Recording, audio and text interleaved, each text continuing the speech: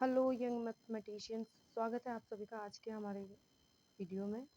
आज हम वैदिक गणित के पहले सूत्र एकाधिक एंड पूर्वेन की बात करने जा रहे हैं। उससे पहले मैं आपसे थोड़ी सी वैदिक गणित की क्या आवश्यकता है, क्या इसकी महत्ता है और ये क्यों ज़रूरी है, क्यों इसकी जो है दिन पर दिन इसका इतना प्रचलन जो है, इतनी मतलब कि लोकप्रियता जो है बढ़ती जा रही है, उसके बारे में थोड़ा सा इंट्रोडक्शन दूंगी। उसके बाद हमारे आज की क्लास हम शुरू करते हैं। दोस्तों, ये सूत्र हमें बहुत ही सरल होते हैं और सहज ही समझ में आ जाते हैं, क्योंकि संस्कृत से उद्गम हुआ है। इनका अर्थशास्त्र वेद से लिया गया है। इनका अनुप्रयोग बहुत ही सरल है और आसानी से ये हमें याद हो जाते हैं। और कई पीढ़ियों और प्रक्रिया वाले जटिल, इसमें कॉपी पेन उठाने की ज़रूरत नहीं है। सिर्फ आप मतलब कि उंगलियों की मदद से और अपने सोच करके ही इनका तुरंत जवाब दे सकते हैं। छोटी उम्र के बच्चे भी सूत्रों की सहायता से प्रश्नों का मौखिक हल करके उत्तर बता सकते हैं। वैदिक गणित का संपूर्ण पाठ्यक्रम जो है, मतलब कि एक इतनी बड़ी जो किताबें पढ़ते हैं, ये सिर्फ 16 सूत्रों में पूर्ण हो जाती है और इसके 14 उपसूत्र हैं। तो आज की क्लास में हम इसके पहले सूत्र एकाधिक एंड पूर्वेण का शुरुआत करेंगे। उस दिन इससे पहले वाली क्लास में मैंने एकाधिक एंड के बारे में समझाया गया है, जो कि 5th क्लास से लिया गया है। तो इस वाले में एकाधिकेन को आगे बढ़ाते हुए हम एकाधिकेन पूर्वेन पर बात करेंगे और इसको हम आज की क्लास में समझेंगे।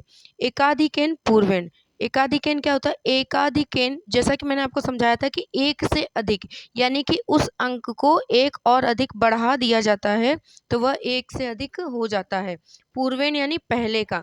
अब यहाँ पूर्वेन पहले वाले अंक, जिसके एकाधिकेन की बात करिए, उससे पहले वाले अंक को बढ़ा दिया जाता है तो यह सूत्र एकाधिकेन पूर्वेन कहलाता है।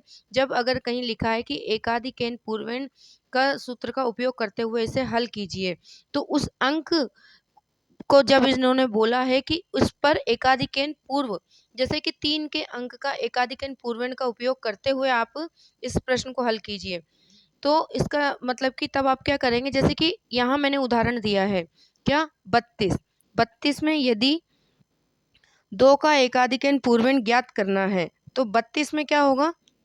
ये 32 लिखा है, 2 का एकाधिकेन पूर्वेन। तो पहले हमें पूर्वेन पे ध्यान देना है कि पूर्व वाला अंक क्या है? 2 का पूर्व अंक जो है वह है 3। तो 3 पर पूर्वेन का अंक लगा देंगे, उससे पहले अंक पर, और एकाधिकेन पूर्वेन का चिन्ह लगाते हैं।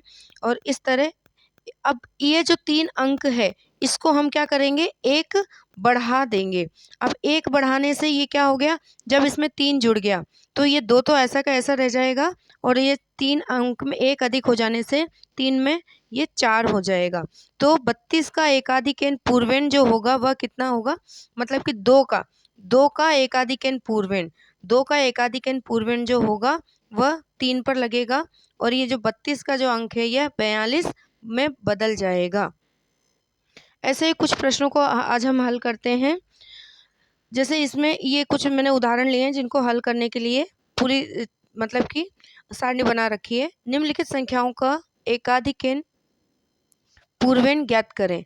तो इसमें संख्या 154 ली है। मान लीजिए उदाहरण के लिए हमने कोई अंक 154 ले लिया है। मैं 5 का एकाधिकेन यानी एकाधिकेन पूर्वेन, तो 5 का पहले तो आपको पूर्वेन यानी उससे पहले वाला अंक ढूंढना है और फिर उस पहले वाले अंक को 1 अधिक कर देना है। तो यहाँ पे जो 154 है वो 154 का 5 का पूर्व वाला जो अंक है वह 1 है और उसको अगर 1 अधिक कर देंगे तो वह 2 में बदल जाएगा और यह अंक अब क्या कहलाएगा? 254 यानी कि 254 बन जाएगा। अब यह संख्या यहाँ पर दी है, संख्या 16 में 6 का एकाधिकेन। अब देखिए, अगर आप 16 लिख रहे हैं तो एकाधिकेन पूर्वेन यानी कि पूर्व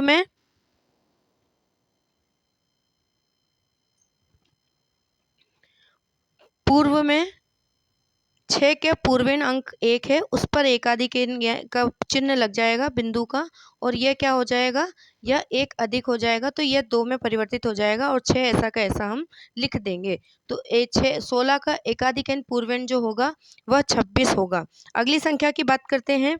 तो अगली संख्या में 135 संख्या है। 135 में 3 का एकाधिक पूर्वेन पूछा गया है।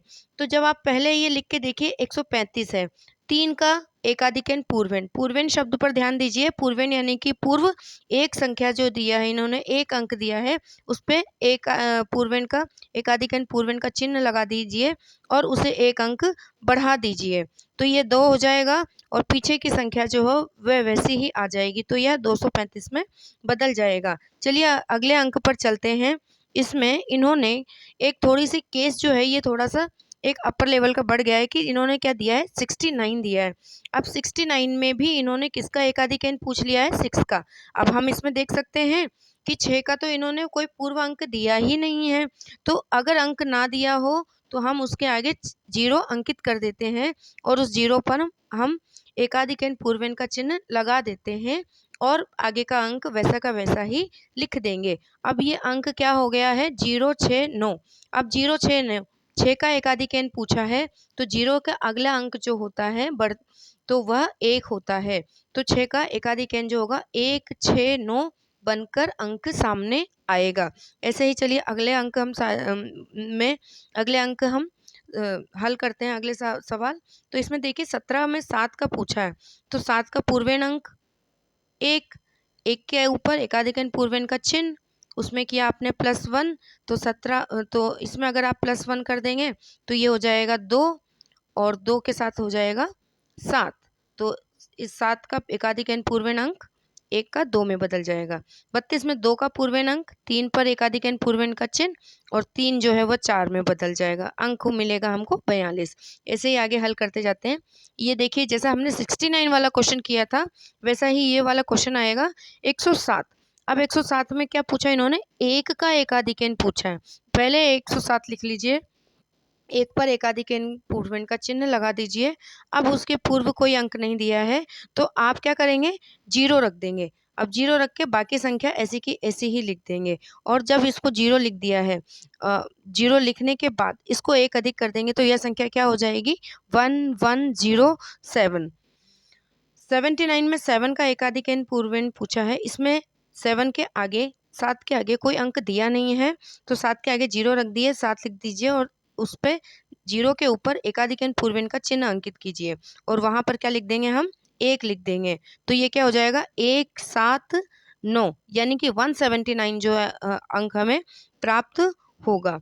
अगली संख्या देखिए 128 में 1 का पूछा है, 128 लिख कर देखेंगे। 128 हमने लिख दिया है, 1 के आगे एकाधिक पूर्वेन का चिन्ह लगा देंगे। पूर्वेन एकाधिक पूर्वेन चिन्ह लगाने के बाद हमें पता चलता है कि इसमें अगर नहीं दिया है आगे अंक तो हम वही प्रक्रिया अपनाएंगे कि 0 रख देंगे। अब 0 के बाद हम क्या करेंगे, अगली संख्या हमारी जो थी वैसी की वैसे ही रख देंगे, लेकिन अभी हमने इसको बढ़ाया नहीं है, इसको 1 अधिक नहीं किया है। अगले स्टेप में हम क्या करेंगे, 1 अधिक कर देंगे तो यह 1 1 2 8 अंक हमें प्राप्त होगा 1128। तो इस तरह एकाधिक पूर्वेन सूत्र को आज हमने समझा और आज का आपका यह होमवर्क है कि जो वैदिक गणित में जो 16 सूत्र दिए गए हैं, उन 16 सूत्रों में से आज मैं आपको 8 सूत्रों की मतलब कि 8 सूत्रों के नाम बताती हूँ कि आपको कैसे पढ़ना है और उन्हें याद करना है। आपको मेरे कम्युनिटी वाले पोस्ट में आपको इसके सूत्र मिल जाएंगे और 8 सूत्र आपको आज की क्लास का यह होमवर्क है, आपको याद करना है और आप मुझे नेक्स्ट क्लास में फिर हम इन 8 के बाद जो अगला हमारा होगा एकाधिक न्यूनेन वाले सूत्र की हम चर्चा करेंगे, जो कि 5th क्लास का मतलब कि 5th क्लास के कोर्स में शामिल है। तो पहला आज हमने पढ़ा एकाधिक पूर्वेन, यानी कि पहले से एक अधिक के द्वारा। निखिलम नवत्सरचरम दशतः, यानी 10 में 10 सभी 9 में से और अंतिम 10 में से, इसमें आधार अंक लिया जाता है, जो अंतिम 10 को आधार अंक माना जाता है। ऊर्ध्वातिरेकम भ्याम, सीधे और तिरछे विधियों द्वारा। परावन्य योज्यतम, परिवर्तन और प्रयोग द्वारा। शून्यम समुच्चयम, समुच्चय समान होने पर शून्य होता है। अनुरूपे शून्य मन्यत, अनुरूपता होने पर दूसरा अंक जो होता है शून्य हो जाता है। संकलन व्यवकलनाभ्यम, इसे हिंदी में अगर आप तोड़ कर देखेंगे तो संकलन यानी होता है संकलित करना, यानी कि इकट्ठा करना, यानी कि आप किसी चीज को इकट्ठा कर रहे हैं तो वो जोड़ रहे हैं, उसका योग कर रहे हैं। व्यवकलन यानी कि उसको छोटे छोटे टुकड़ों में बांटना, यानी कि जो हिस्सा पूरा रखा हुआ था उस ढेरी में से कुछ कुछ हिस्से जो हैं आप हटाते जा रहे हैं। तो समकलन और व्यवकलनाभ्याम यानी कि जोड़कर और घटाकर सवालों को हल करना। पूर्णाभ्याम यानी कि पूरा और विपरीत क्रियाओं द्वारा। यह हम अगली कक्षा में इसके बारे में चर्चा करेंगे। तो आज की कक्षा हमारी यहीं समाप्त होती है।